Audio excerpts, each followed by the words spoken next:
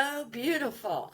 Welcome to the Perimenopause and Intimate Wellness Podcast. This is the place where we talk about things that nobody else is talking about, but it's something that every woman is experiencing. Hi, and I'm Amy Woods, and 8 years ago, I was actually homeless. But today, I am the CEO of multiple businesses, including Saluna for Women. And I've made it my mission to empower women to reclaim their bodies, their confidence, and live their lives no matter what season they're in. This podcast, it's not just about information. It's about this beautiful transformation that you're going through.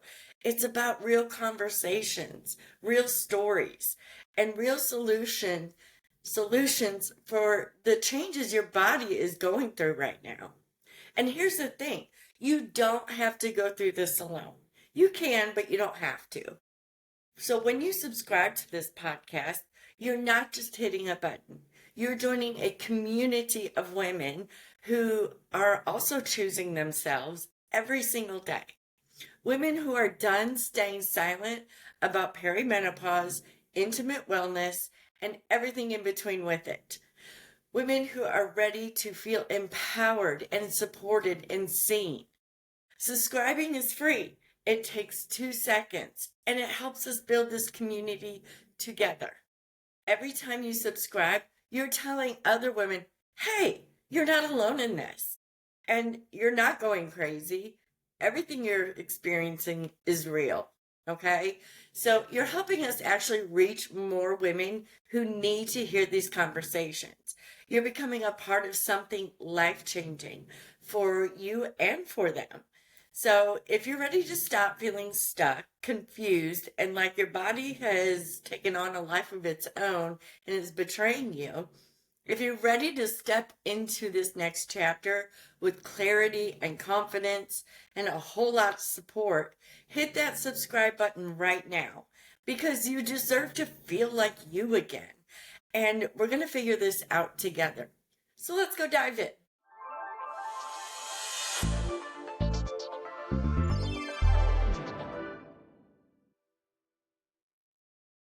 Hi, and welcome back. Today we have Amy Benjamin Moore with us. She is a certified menopause specialist, and she does a lot of menopause coaching. I'm looking at my notes to make sure I get it right. She's got a new book coming out in 2026 called Hot Flashes and Cold Truths. And we are so excited to have you. We're going to have a conversation between the two Amy's. And Yeah. Amy, go ahead and introduce yourself. How did you get into this? So I think I'm a lot like a lot of your audience. I was a teacher for 31 years, taught middle school, got to be a little crazy to be in that space, had 3 kids of my own. And as I was entering into like my late 40s, early 50s, it just seemed like there just seemed like there was some things that didn't seem normal to me anymore. Very on top of my words normally, or having to remember certain things that normally wouldn't be a problem, and a list of items and things. And I'm like, oh my gosh, like, am I getting dementia or what is happening here? At the same time, I got a frozen shoulder, which is a huge that is a big perimenopause symptom, Yeah. and one that's just really kind of coming out. So my orthopedic doc at that time was like, "Oh yeah, we really don't know why this happens, but it happens to women in their typically women around 50 years old." And it's like, now looking back, it's like, oh my gosh, I want to call him and go, all right, here's the thing. you know um so there was that, and then of course we're going to be talking about intimacy as well.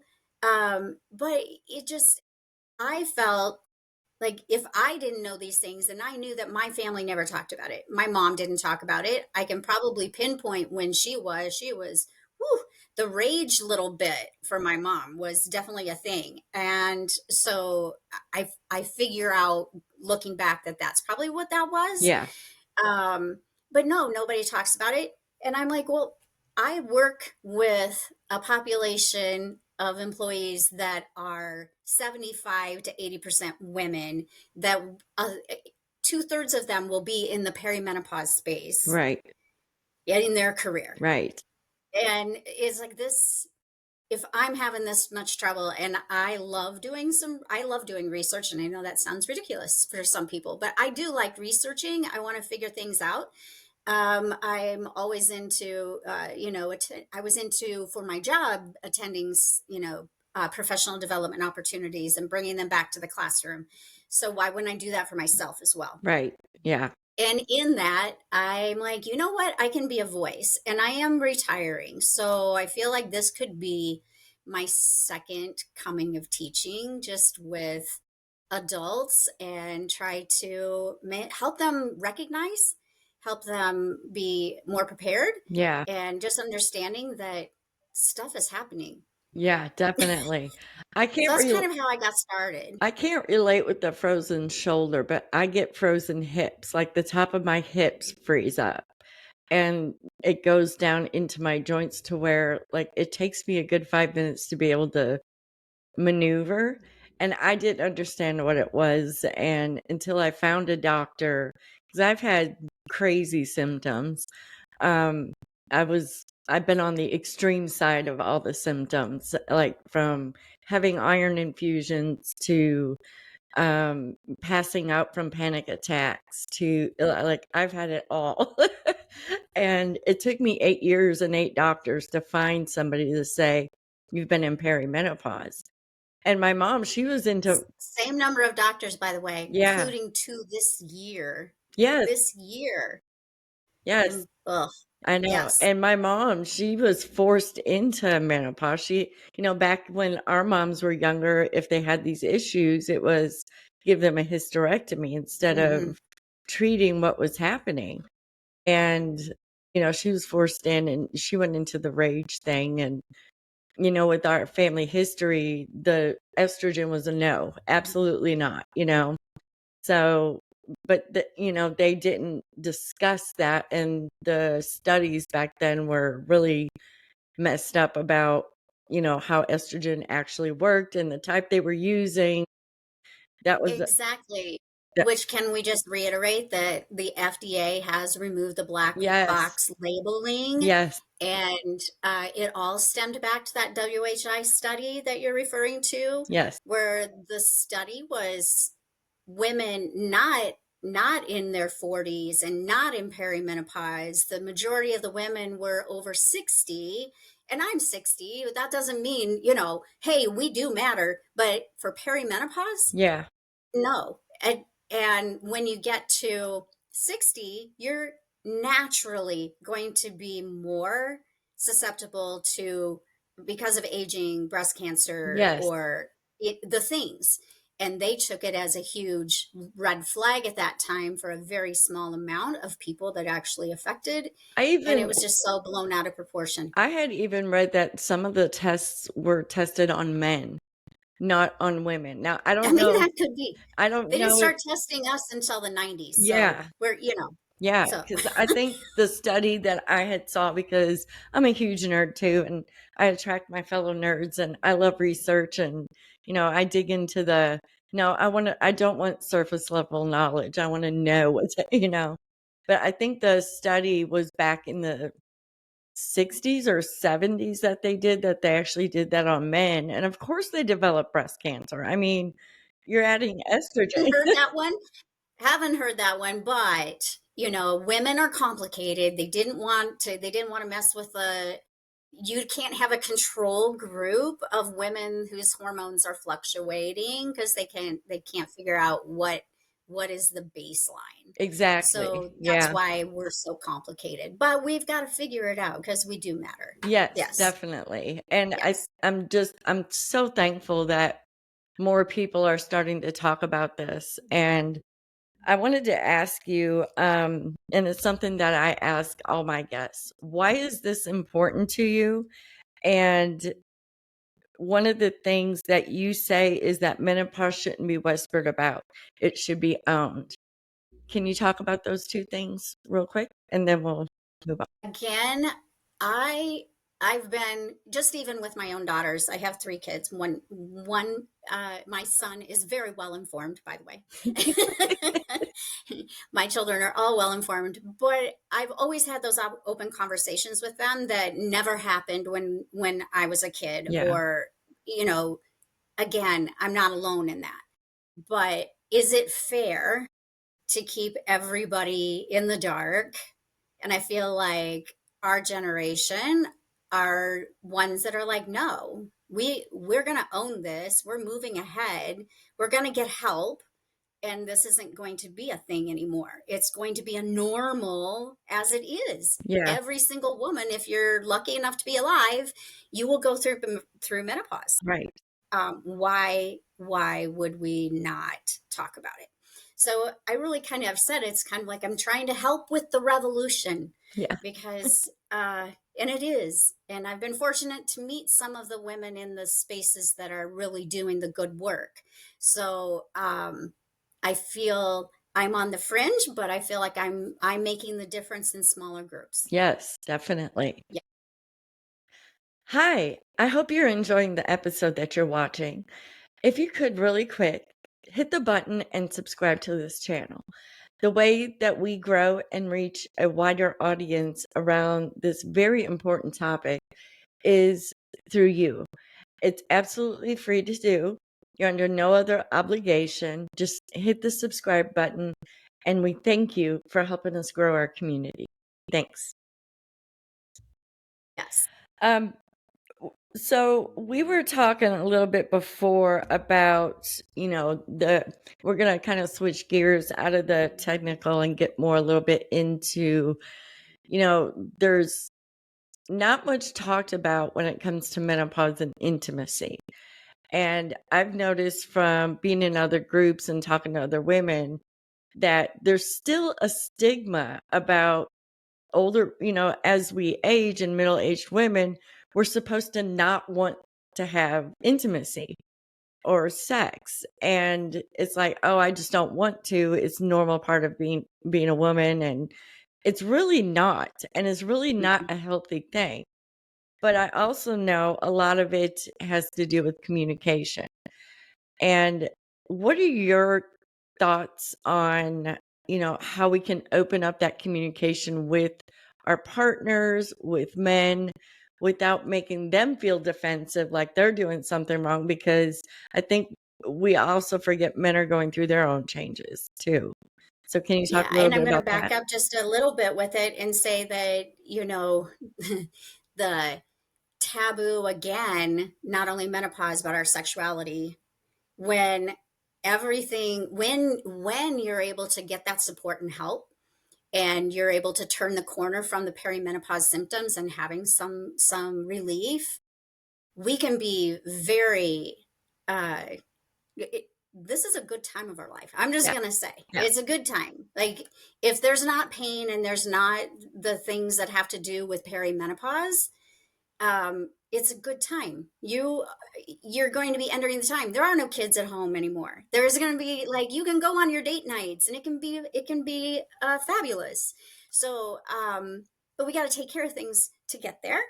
And I think that, we've again had generations of women that were denied that care. And so they're like, no, I'm not going to. I don't want to have pain. I just would rather not even talk about it. I don't want to deal with it because it's just like it hurts. And I just don't feel like it. There's no libido. Those are all very common, but they're treatable. Yes. They're treatable. So communicating with your partner, I think, is I'm not going to sugarcoat it. It's scary to talk about it with your partner. Um, I, yeah, I feel that. So I think one of the things you have to think about is, when am I going to talk to them? Yeah. It can't be after a busy day and you're both tired. He comes in the door, or, it just got done going to a softball game or whatever it is. And it's like, hey, you know what? Let's talk about intimacy. It's not Not going to gonna happen. necessarily be a thing. So you kind of have to set a time. And that's probably going to be, that breaking of the glass will be you being brave enough to say, can we have a conversation around us Yeah. and our intimacy? And could be that if you're unable to do that, if you don't feel like you're brave enough to do that, which again, it's a stigma, right? Yeah. And hopefully, and I know that there are some women it'd be like, no problem, I can talk to my husband about anything. Yeah. But then we have to remember we have such a gamut of different women in different situations, and how they were raised as well. True. If things were talked about, True. um, would they have pictured their mom doing the same thing, talking to their dad about it? I right though. I mean, so we have all of this behind us Yeah. that's still in the way. Right. But so I understand that it takes that bravery to even ask for a conversation. Yes. And honestly, if you can't do that, leaving a note. You could leave a note for the conversation to occur. It could be that you don't go straight into the intimacy first. Maybe you're like, I'm kind of learning more about what's happening. I'm sure you've been noticing things have changed. So can I talk to you about what those things might be? Yeah. And then it's like basic menopause education for him, Right.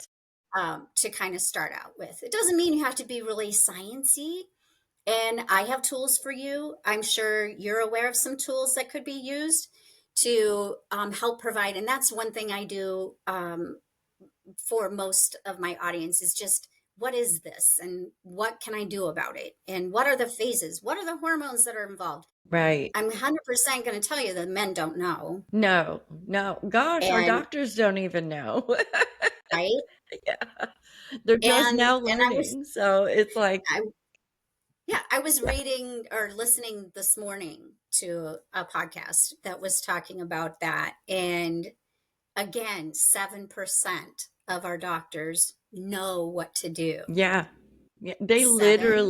literally get 30 minutes of training Mhm. and a paragraph in their textbook. Yes, I had one of the docs that I follow and have met, Mary Claire Haber. Okay. Yes, so she's like, I learned over a pizza lunch. It Yeah. was an optional pizza lunch, and I'm like, aren't we worth more than a pizza lunch when it's half our life, And half of it our life? affects so much in our body. Like our Mhm. estrogen keeps our inflammation down. It keeps our heart going. I look at it as the lubrication of our body. And if you take that lubrication away and everything dries up, well, what happens? You're met with friction and it Yes. doesn't function right. Like even on Yeah. a That cellular level. estrogen is your juicy hormone Yes. wherever it is. Yes. It's the in the brain, the lubrication, and vaginas as well. Yes. So it's Absolutely. everywhere in those joints we were talking about. Yes. Like that's why the frozen shoulder happens. That's why you're sounding like a popcorn machine going up the stairs. That's why when you get Suddenly it's out like, of where'd bed, that come from? that's why when you get out of bed, you can't stand on your feet for 5 minutes. Um, So yeah, choosing a calm environment, private. I'm just taking a quick look at that. I wanted to make sure I covered yeah. um, what I wanted to there, but What about women who have partners who aren't receptive to communication? What do you suggest they can do? Because I think that's where the intimidation for women comes in about talking about it. And it's like, well, my husband just doesn't care. And I'm going to be brutal about it. Is that who you really want to be with? that's what my thought is. There's I'm more not. going I'm on not going to there. sugarcoat it. That's something that we start to realize, and I'm not saying that everyone should, you know, If your partner isn't willing to listen to you on the most intimate things that you share together, and they're poo-pooing and thinking it's, you need to have probably a conversation inside. Is this okay? Yeah. Are they willing? Are they actually willing to then move on and listen? Or if they're not, that's going to be a struggle. You're going to have a hard time being intimate with someone that is presenting themselves in that way anyway, Yeah. right? Absolutely. So I would hope that if that's the case, you can try to persuade. But if there's a stone wall there, that's a lot for you to give up. Yes. Yeah. And you shouldn't have to. Yes. You shouldn't have to. It's enjoyment. It's a way for us to release our dopamine, like get dopamine hits Yes. and their serotonin levels and yeah. And then there's also, I just want to say, there's also the other side of it where people are like, oh, if you don't use it, you'll lose it, kind of thing. Right. No, No. no, there is no such thing. Having a penis in your vagina, stretching it and painful is not, no pain, no gain. It's nothing like that. There's No. not, no, no. There needs to be discussion with that. But I hear that's a myth that's out there. That's a Absolutely. myth that's out there.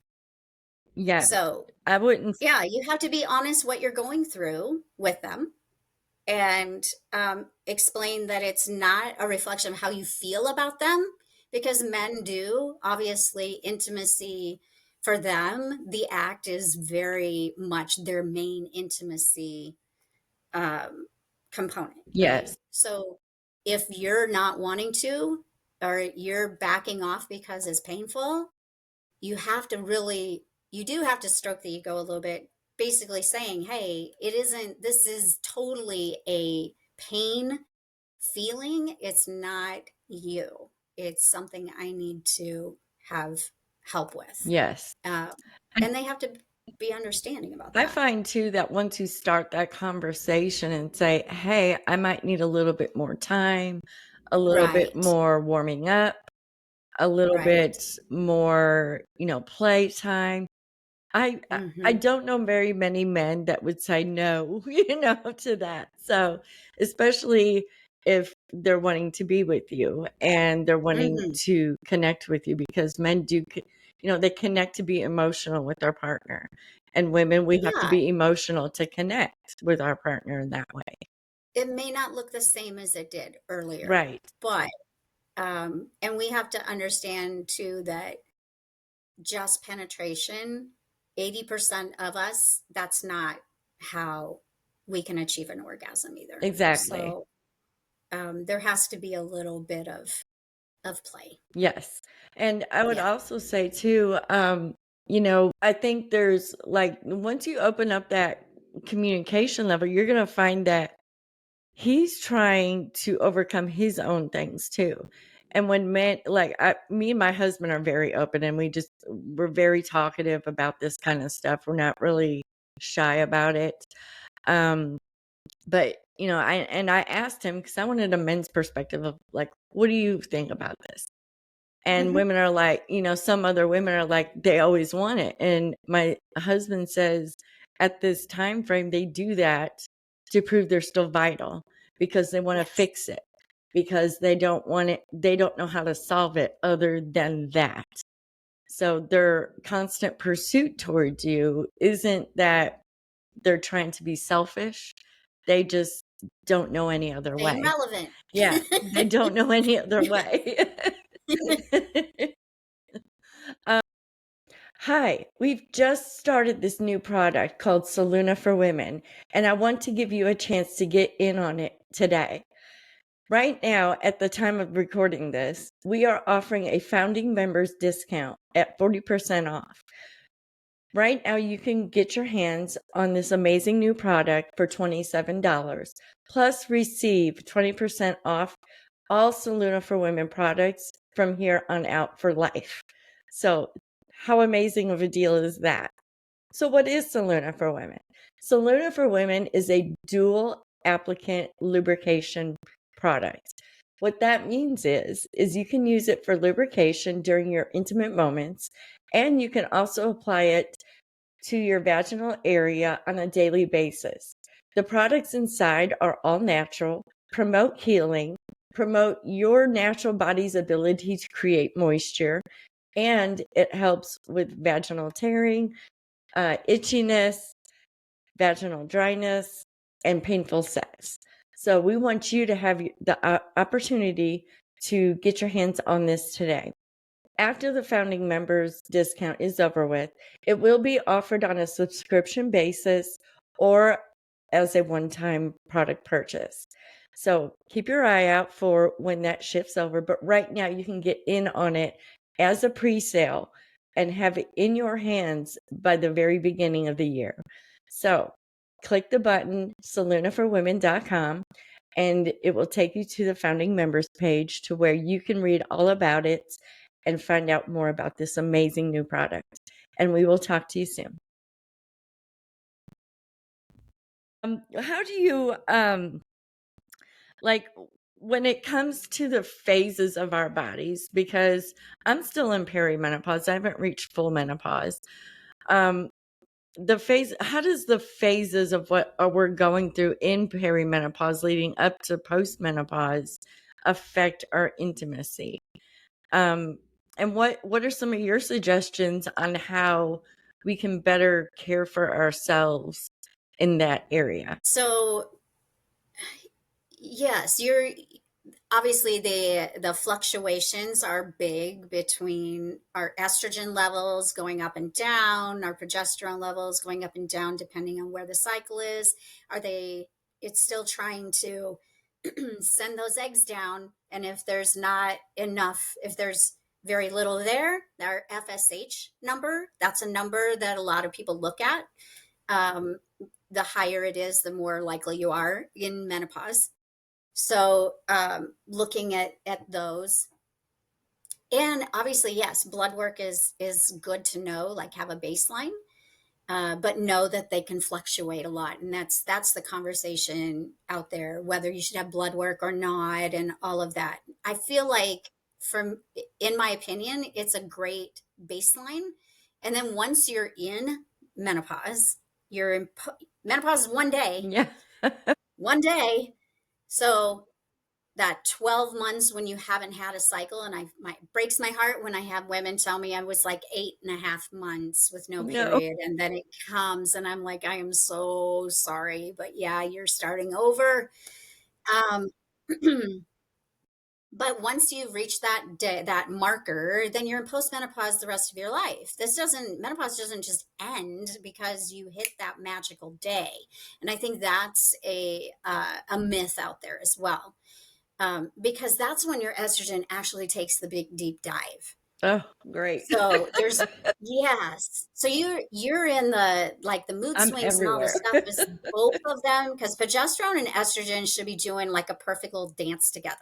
They should be staying about the same, right? The same level. So when one goes off, your sleep is off. When one other goes off more, then it's your joints and all the things. But once you've lost your estrogen, there's other difficulties. That's when we start looking at the osteoporosis, and we look at, you know, our hearts, Yeah. and dental, like lots of things that you need to keep paying attention to. Dementia Doesn't mean too. you're done just because you don't have a hot flash anymore. Yeah. And dementia, I want Yeah. to reiterate that too, because they're finding Yes. 70% of all dementia patients are women in this phase of their life. Including my mom. Yeah. Yep. Yeah. So she's in a memory care in the latest stage of Alzheimer's right now. Oh, I'm so sorry. So I know and I feel like I'm doing my nursing home prevention program right now. I don't want that. Um, Estrogen wasn't really available for her because the boomer generation were the ones that lost it when they were coming into it. They didn't get it. Yeah, So I think that's why we're seeing such a market increase. absolutely. Absolutely. So I'm a big proponent for vaginal estrogen, even if you're not able to do estrogen patches. the gold standard is HRT, which includes vaginal estrogen, but I also understand there are people that are against it. There are people that don't understand it. They're curious, but not sure, where there's medical conditions. So we kind of have to look at the whole picture. I'm definitely one is like, let's see where you are and let's see what we can help you with. Yes. Vaginal estrogen is, it takes maybe about 30 to 60 days to start to see the results of that, where there's, if you're having painful sex, um, that's, that's usually something that can help. I Okay. have to say, I didn't have a doctor that was willing to do that for me for a while. Mm. And so I did find Bracin, and you can get it on Amazon, but it doesn't have estrogen, but it has estrogen like Okay. properties. Yeah. So they have a pill and then a cream. So the cream you use for the first month with the pill on top of it. And I'd be happy to like share a link to that. Okay. Yeah. Um, it's not super cheap, but I would say within 3 weeks I noticed a difference. Awesome. So I am on vaginal estrogen now. It's probably going to be packed with me when I die, but Yes. Yes. Um, what about rediscovering like a self pleasure? Because I think also how we react changes too. I've noticed myself. Um, and finding out more about how your body's working in this space, because if it's not going to do anything for you, you're not going to have that lubrication down there. And yes, I think it's really important to, because I'm all for HRT. It's not that I'm not. I'm on it. I love it.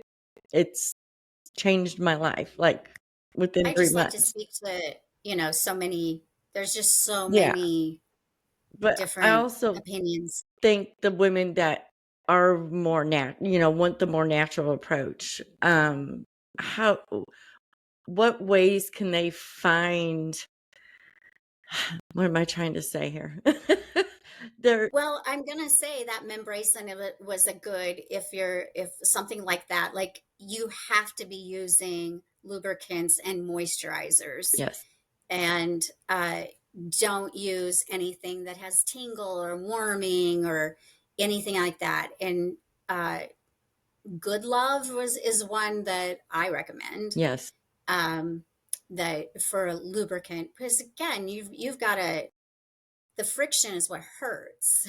yeah, So, yeah, yeah, or actually penetrating. If, again, uh, if you're unable to, I want you to have help for that. It's just not fair, right? right, But yeah, if penetration, you can still have an orgasm without having penetration. I mean, most women do. So, devices, 100% go for it. Find things that work for you. And there are some women that need to have like pelvic floor therapy, or there may be more than just an estrogen issue. So pelvic floor therapy, they have, there's a lot of um, solutions out there, but we just have to know about them yes, and be brave enough to do it.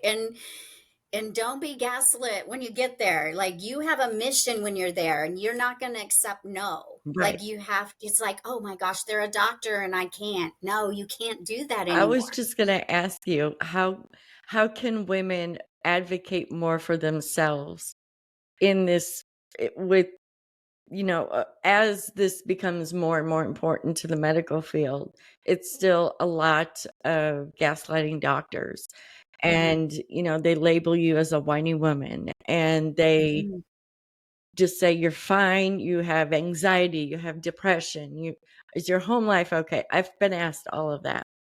Same, So, what do you same. recommend? How do they keep going and advocate more for themselves? What can they do to prepare themselves going I'm going to into the say, medical like, field? at the beginning, I'm like, if you have education about what is going on in your body, you're ahead of the curve already. So I have like a free resource, how to talk to your doctor about menopause. Awesome. So we can put that in the link if people would like that one. And then Absolutely. how to survive, the menopause survival guide Yes. is my other Yes. large free offer. But having the knowledge ahead of time, I'm going to liken it to when we kind of were figuring out our cycles as kids and teenagers, young adults, that I don't know about you, but like for me, I'd be like, why am I just am really crabby. I'm like ready to take people out. And I figured out it was 2 days before I had my period every time. Yep. So once I figured that out, then I was able to go, okay, I'm not going off on this person because this must be the 2 day thing. So we used to be able to figure things out like that. We need, if we have the knowledge ahead of time for perimenopause, then we can go, oh, I'm recognizing what this is. And you might, you can make your own adjustments. It's not going to solve everything. You still like want to be able to get relief for all the things. Yes. But a knowledge of what's happening, huge. Yeah. Then taking your symptoms and being able to say, here are the top three. And I have a couple ways of tracking, Okay. private tracking. Yeah. Yeah. Because that seems to be a thing right now. Private tracking that you can then get a printout and it's going to say, here are my top three symptoms. Here's da da da da da da da. You're taking that information right in. What are they going to say? Right. Like, and if they're not on board with you, then you find another one. Both of us said we had 8 Yeah. different doctors. Yeah. So you can't be afraid to fire your doctor and move on. I love my family doctor, but she wasn't able to, like, she didn't recognize any of it. I'm like, well, I got to go find somebody who does. Yeah. So that's the other thing. We talked about it a little bit, but going in with a mission, not being apathetic and just kind of letting the appointment happen to you. Yes. Your partner might go with you. Yes. So that would be another way to help him figure out, like, oh, this is what's going on. But the last one I went to, I had 2 doctors just 3 months ago. Uh, And I'm like, I want testosterone because that's another thing. Like testosterone can help with libido. And yeah. So I'm like, I want testosterone. So I'm calling and I'm specifically saying, do you prescribe HRT? yeah. Do you prescribe? So wean them out.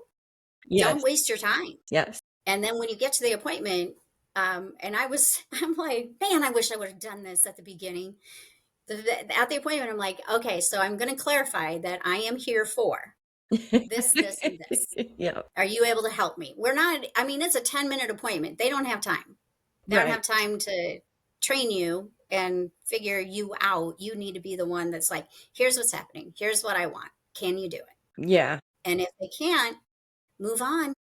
And I would No hard also feelings. suggest, and not everybody's had success, but I was lucky. I found my doctor through the menopausesociety.org, Oh, yes. and Yes. she literally put all the patients she had within that hour onto her nurse practitioner to sit with me. And we went over everything. And she was the first person to tell me, you've been in perimenopause since you were 38. And I just Yep. started crying because nobody saw me before that. And then, Right. you feel so validated, like, okay, I'm not crazy. And I remember one doctor, actually, because of my hip pain, she's like, oh, it's osteoporosis. I'm like, you haven't given me a bone scan. How did they know that? So it's like, I Okay. guess my point is don't settle for a different diagnosis when you know what it is in your heart of hearts. Don't settle for it because they will pass you off because they don't know. So you have to Mm-hmm. find a doctor who actually knows about women's hormones. And it's not necessarily going to be your gynecologist. Exactly. Yeah. I was like, I'm starting to have pain. I was probably early 40s, maybe, and started having discomfort. Yeah. And my gynecologist, I'm like, I feel like I've heard that there's something that I can take for this. And like, it was just the whispers, you know? And he's like, oh yeah, you just use some coconut oil. You'll be fine. Oh. Well, when you I'm don't like, know, you don't know, you know? I don't think I don't think that's what I was reading. I don't think it was coconut oil. But I'm like, didn't go back. I'm like, you were perfect with like babies, but this ain't your deal. No. Excuse me. It was now that you say that, I actually had an endometrial ablation done in I did August. too. Oh my gosh. Oh, you did? You just had it? I did. And one of the questions, it wasn't, the surgeon wasn't my actual gynecologist that said, yeah, I'm in perimenopause. But I asked him, I was like, okay, so if I don't have periods now, when will I know I'm in post-menopause? Yeah, that's what he said. He's like, you won't. I'm like, I had no idea. yeah. No idea. And I was amazed by that because I'm like, so is this post-menopause? And You- just for your audience that might not know what that is, they basically are taking the lining of the uterus out, so there's nothing to shed. Yes. Yes. So it's not taking it out. They're doing an ablation of its very warm water enough that it makes it It's, basically come off. yeah. So, uh, yeah. So yeah, we have no idea. You just kind of go by the symptoms then.